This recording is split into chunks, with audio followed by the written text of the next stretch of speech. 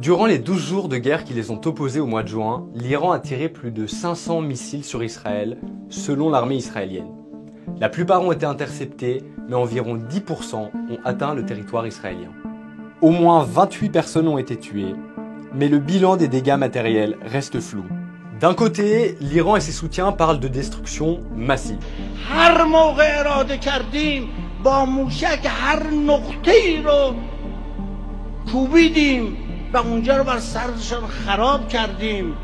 De l'autre, les autorités israéliennes minimisent l'impact des tirs et imposent une stricte censure militaire sur leur localisation.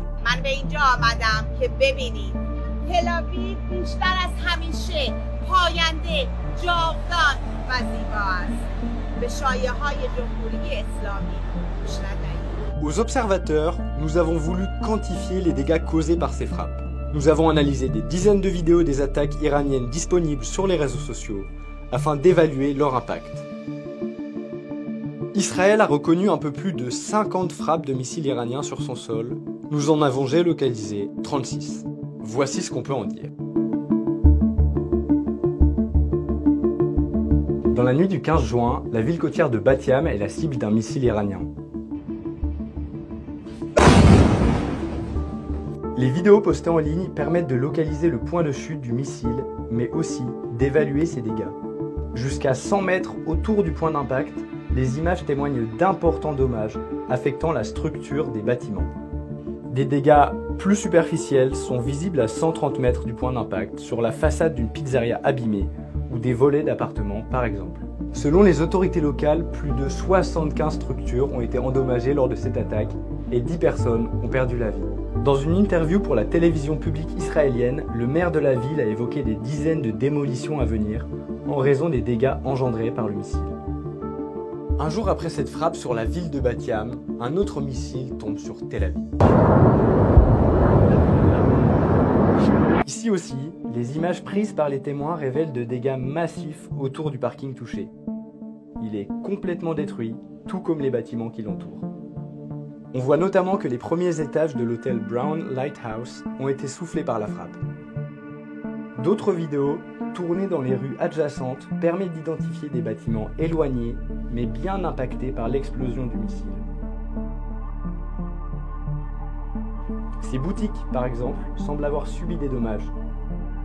Nous les avons géolocalisées à près de 300 mètres du point d'impact. Ces deux exemples ne sont qu'une partie des dommages causés par les frappes iraniennes. D'autres tirs ont ciblé des infrastructures stratégiques. À Haïfa, par exemple, la raffinerie a été la cible de missiles iraniens. Nous avons identifié 2 attaques sur ce site. Des images satellites du 21 juin permettent de voir que ces bâtiments ont été impactés par un missile. Ce toit, bien visible sur des images de décembre 2024, semble avoir pris feu suite à l'attaque iranienne.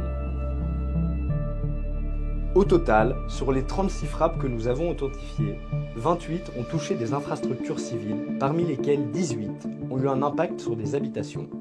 Nous avons identifié 3 frappes sur des infrastructures énergétiques, une sur un institut de recherche universitaire et 4 sur des bases militaires israéliennes, malgré la censure des autorités.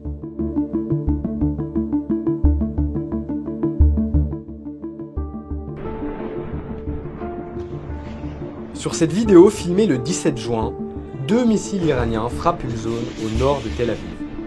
Les éléments présents sur l'image permettent de retrouver que la vidéo a été filmée depuis ce bâtiment et de déterminer que le site frappé est le camp militaire de Moshe Dayan. Il abrite les bureaux du renseignement militaire israélien. Des images publiées sur Telegram après l'impact permettent d'identifier le bâtiment détruit. Il se situe au cœur de la base militaire israélienne.